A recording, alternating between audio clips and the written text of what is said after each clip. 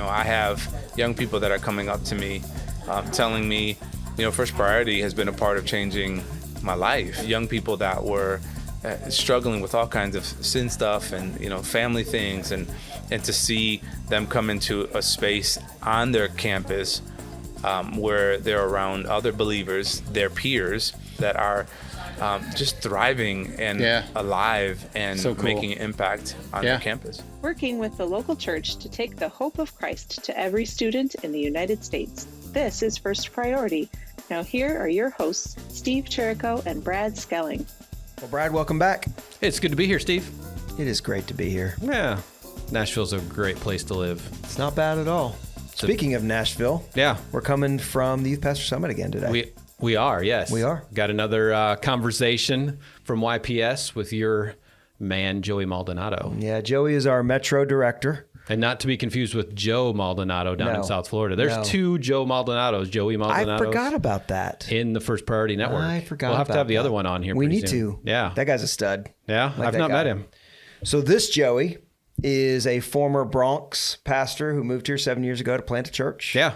And in the midst of that was using some office space at our place because he was a church plant. Yep. And he and I became dear friends quick. And then he started being a part of First Priority and what they were doing. And in the midst of year 3 of that, he decided to jump on board. So he's one of our coordinators. I love it. And does a great job here in Metro Nashville. Okay. So that's who Joey is. I don't know if he introduces himself or not because this conversation was yours. Yeah. So, I got to sit down and chat with him. He's always a good chat. Which I love that. Mm-hmm. Before we jump in, story time with Steve. Okay.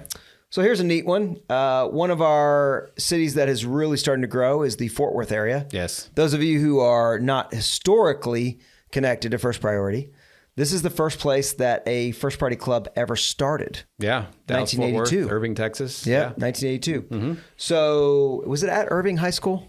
I think so. If my memory is good, which it's not, I think it's at Irving High School. I'm sure you're right. Okay. So we'll call it that for now. Right. Okay. Mm-hmm. But this particular school has not had, we're talking about a particular school in the Fort Worth area. We're not going to name it, but it hadn't had a Christian club in over 10 years. That's right. And so the students started club, and the very first week they started the club, they had 35 students there. Well, it's the first week where they're doing training at the club. Yep. And the principal walked by, which the principal should, and saw the adult up front for most of it. Yep. And so there was a big issue with it because hey, this isn't really student-led. And they started to explain themselves. Where as they were explaining themselves, a petition went out from the students. And 200 students petitioned that the club be allowed back on campus. Love it. So instead of fighting for their rights, quote unquote, as staff, they just waited patiently, explained themselves, said, hey, we have to train somehow. And in the midst of that, everybody figured it out. Cool. Right? There were still some still some people who objected to it. Yep. But in terms of being legal and right, totally good. Yep. So they had their first week. Love it. And 38 students show up. Nice. Second week. Yep. Something like 68 students show up. Something like crazy. That. Something crazy. Yeah. Third week, they have 88 students show up. It's amazing for Invite Week. And then in the midst of that, 9 kids give their lives to Christ. Yep. So I think my main point of story time with Steve today is we can at moments get people who are unhappy or object to the movement of First Priority on a campus. Yeah. And you got a couple options. Yep. Right? You can come back heavy and hard like a rat in a corner. Right? This is my legal rights. Right. This is what these kids can do. And yeah, maybe. That's right? Yeah. You can come back with explanation and grace. Hey, let me explain this and let's have an authentic conversation, see where things go. Yep. Right? Or you can come back with passivity and say, you're right. We probably shouldn't have been here in the first place. Yep. I always love the third way conversation. And I like the third way. I like the way of just being humble and waiting, right? Yep. Number 2 in this particular scenario. But hey, I'm just going to wait. Let's have a good conversation. I think there's just a misunderstanding. And then God moved in cool ways because they were patient. Yeah. So awesome. Proud of that team in Fort Worth. I love it. It took a lot to just be patient. Yeah. And let God do what God does. That's right. That's right. It's not about us. It's about him. Correct. Let him get the glory. So let's talk about students today. What do we got? Well, you already introed Joey. I did. So should we jump in? Let's jump into the Joey Maldonado podcast. Sounds good. Well, as Steve just said, I'm sitting here with my good friend and office mate, Joey Maldonado. Yeah, it's great to be with you guys in that office. There's a lot going on. It's good to have you. Thank you. Thank you very much. Well, I know you from, I don't know how many years we've been in the office together, like 5, 6, Yeah. something like that. Almost 6 years. Hanging out off and on. Yeah. Not often, but Yeah. yeah. Enough, though. Enough, yeah, where we know each other and can sit down and have a chat and Absolutely. know the Lord is moving. So introduce yourself to our audience, if you would, and tell us who you are, where you are, family, ministry. So, like Brad said, I'm Joey Maldonado. I've been in Nashville for the last 7 years. This past January was 7 years. My wife and I have been married and in full-time ministry for 18 years. Started in youth ministry. We met on a college campus. So really started ministry. That's kind of really where it all started. And then as we graduated, shifted out of university age and focused on missions overseas. We lived in Latin America for a few years. And we also did a lot of urban stateside missions. Okay. But it was all focused on youth and young adults. And kind of our niche was performing arts. We'd use it as a tool. Nice. And then really as a way to build relationship with young people and then discipleship. Sure. So did that for about 8 years and then started pastoring and was a youth pastor at a couple churches back in New York. Okay. And we moved from the Bronx, New York to Nashville 7 years ago. Wow. And so came to plant a church and lead and just be a part of what God has been doing here in Nashville. Mm-hmm. So it's been great. It's been great. And also working with First Priority. Yeah. Now officially since last year, but have relationally been connected to First Priority for the last, I've been in that office like 5 years. So what is your official title with First Priority? You're working with Steve in Nashville, Davidson County? Metro. Yeah, so I'm the Metro Coordinator for First Priority here in Nashville. So working in the metro area of Nashville, helping with the coaches and the schools, and also establishing nurturing existing relationships or establishing new relationships, and then trying to help strengthen and continue to grow the existing schools in the Metro Davidson County. Nice. Here in Nashville. Nice. Yep. That's awesome. It's fun. Kids? Yeah, so we have 3 kids, miracle kids. We weren't able to have kids for 8 years. God just did a miracle. And so we have a 9-year-old, he'll be 10 in September. I have a 7-year-old that'll be 8 in May, in about a week. And then my youngest is 3. His birthday's in July. Nice. He thinks he's 20 though. Those are the best. Those are the best. Yeah, he's great. So, tell us a story. What's the Lord stirring in your heart at the moment? What are you seeing in ministry? Yeah. Where's the Lord have you? It's interesting. I've been in a wide variety of roles and areas, and even location-wise, we've been around quite a bit. Yeah, Latin America, the Bronx, Nashville. Yeah, that's a lot. They're all like different countries. Yeah, right? But it's what I feel like the Lord is showing me in this current moment is He's heightening the sensitivity to ministry and the need for ministry and focus on young people. Yeah. It was something that initially, for most of my adulthood, I just had a passion for young people. And even starting ministry, because it was our primary focus, it came from this place where I genuinely felt like my teens, those formative years of my teens, there was so much that went on in my life that I just felt this deep need to focus in on that.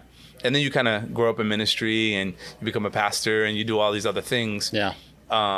And in the last couple years, God has just been reminding me of this critical mission field for young people, and which is interesting because then on top of that, in addition to that tug in my heart, as I've plugged into First Priority and being on schools and on their campuses and being with young people, seeing how God is moving is just unbelievable. It's awesome. Where you see in the public eye, the world often talking about those who are leaving the church or young people not wanting anything to do with God or with Jesus and or with the church, and yet I'm seeing daily young people that are in some ways far more passionate and driven and hungry for the gospel than most adults I'm around. Sure. Which is, it is really encouraging. Yeah. But it also comes with a deep responsibility Yeah. for that generation. That's right. So, yeah, and you know, stories, I'm on one of the campuses regularly here in Nashville, a campus that historically was very difficult to get onto. Okay. And the beautiful dynamics of how not just the mission and vision of First Priority, but the method and the way of what I've learned is grounded and founded on relationships. Yeah. Is really honoring people in the community and relationships in the community. And Steve Cherico, I mean, he pioneers that. He's just such an amazing guy. Yep. At that, and he just loves people well and networks, and people just love and respect him. I also function that way, and being on a campus, seeing the honor of the faculty and staff and the teachers, even individually, the attention to building relationships and rapport with the teachers. I've seen a school that historically they weren't inviting any kind of Bible clubs or any kind of Christian organizational stuff like that. And to see First Priority not just be allowed, but to be embraced there. Weekly when I go in to see the office staff kind of light up and like, hey, how you doing, Joey? That's right. So glad that you're here. Thank you so much for loving on our kids, and then to go into these classrooms and see these young people that are genuinely walking out this mission, this commission that Jesus gave us. Sure. And I see these young people coming from all kinds of backgrounds. Some of them are really shy. Some of them, it takes everything to keep them quiet. And everything in between, and yet understanding the importance that the gospel is presented to each of their classmates. These kids they're on mission. And so, I have young people that are coming up to me, telling me, First Priority has been a part of changing my life. And young people that were struggling with all kinds of sin stuff and family things, and to see them come into a space on their campus where they're around other believers, their peers, and experiencing encouragement and acknowledgement. They're seen and they're known, and their lives have been changed. Many of them who have given up addictions and had family trauma and all kinds of stuff that are just thriving and alive and so cool. making an impact on their campus. Wow. Yeah. It's awesome. I think I'd ask you why you're doing First Priority, but I think you just answered that question. Yeah, I believe in it. I'm really intentional. God's grace has been on my life and my wife and I and our marriage, and I've done a lot of things. And I really like to believe that I don't do anything, or I don't commit my life to anything that I don't believe in. I am so passionate about the gospel, and that is the reason why. At the end of the day, there's not anything that anybody can say to me. I've searched. I've had questions. I've stumbled along the way, and yet there's nothing that will shake my belief in the gospel and who Jesus is. And so I've committed my life to that, and to see a ministry that is just so gospel centered and so founded on what is important. I believe in it, and so any way I can, I think no matter where I am, what I'm doing, I think it'll be a part of my life. That's right. Yeah. That's awesome. So for our volunteers that are out there working to get in that school or dealing with conflict, what advice would you give them? You just shared a story about getting into a school that was difficult. What advice would you give to them? I think that in a world that is so conditional, when we approach a school campus, talking to administration and the principal, vice principal, whoever it is, they're not having just a conversation with us about getting on campus. They have these conversations with so many people daily. That's right. Weekly, wanting to get on campus, wanting to use a facility, wanting to, for whatever reasons. And one of the things that even the people that I've been around in First Priority, I've seen the example be so excellent is that we are there to serve as much as we are there to benefit anything. And so although obviously we want to establish these groups on campus and grow these groups into being thriving, impactful, first priority groups, it doesn't come without this beautiful opportunity to serve a community. And so if you're a volunteer and you're struggling, to break down barriers or walls that may be preventing to get into school, like commit some time, number one, to pray for them.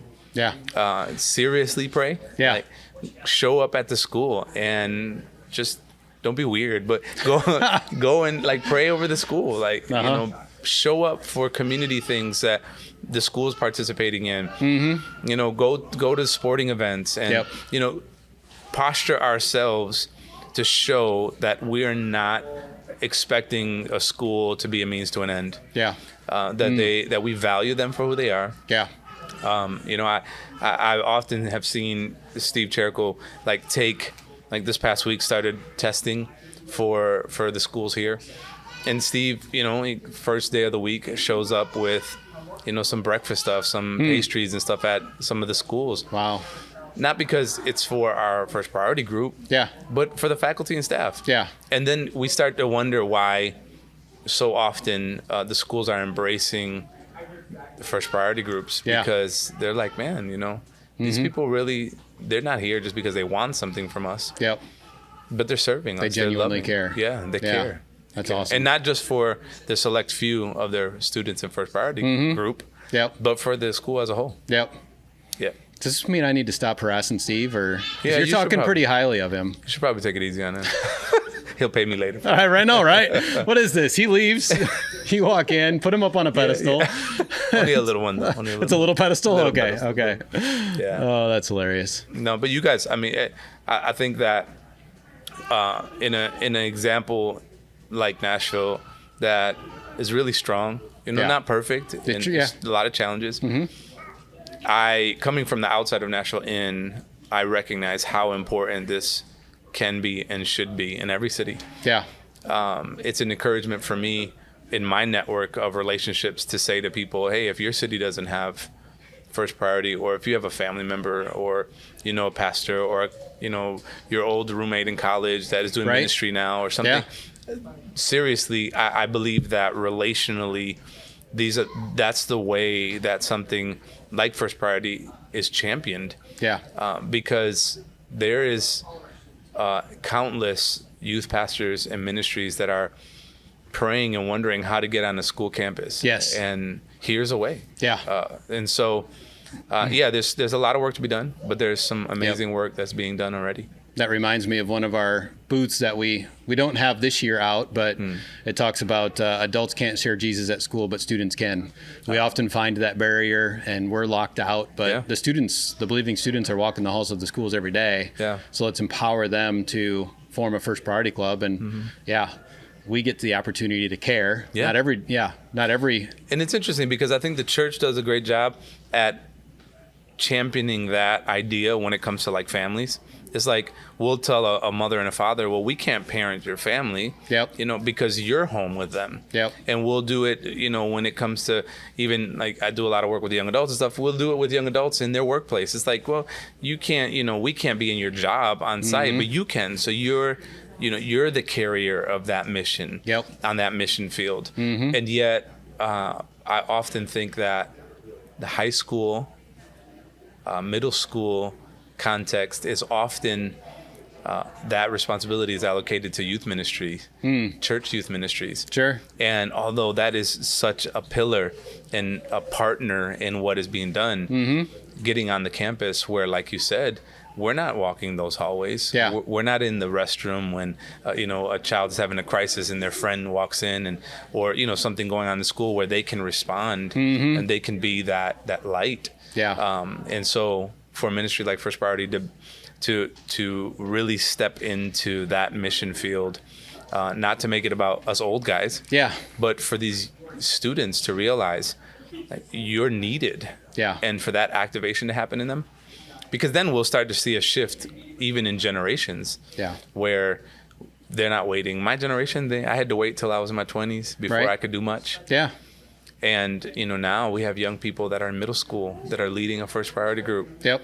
That this is shaping and molding them. And then they get to their college age, and we're not as worried about them walking away from their faith or not being, on mission, because they have been for so long already. Yeah. So, yeah. Anyways. Well, and I even hear it in my area and in my church, kids graduating and saying, yeah, I had such a great time. I had a great leadership team here at church, but I went off to school and I felt so alone. And I'm like, oh, we missed one. Yeah. We missed an opportunity. Yeah. And because she's not alone, right? She's not the only Christian at school. There's just nobody there to empower them and rally them to be the light in their campus like they could have been. And it's so cool because that's what I've learned so much by watching it unfold before me and becoming a part of First Priority, because what you just described is really what these young kids these students are learning. Yeah. Is how do you, in an environment where it often feels lonely, it often feels isolated, that's often one of the barriers of relational connection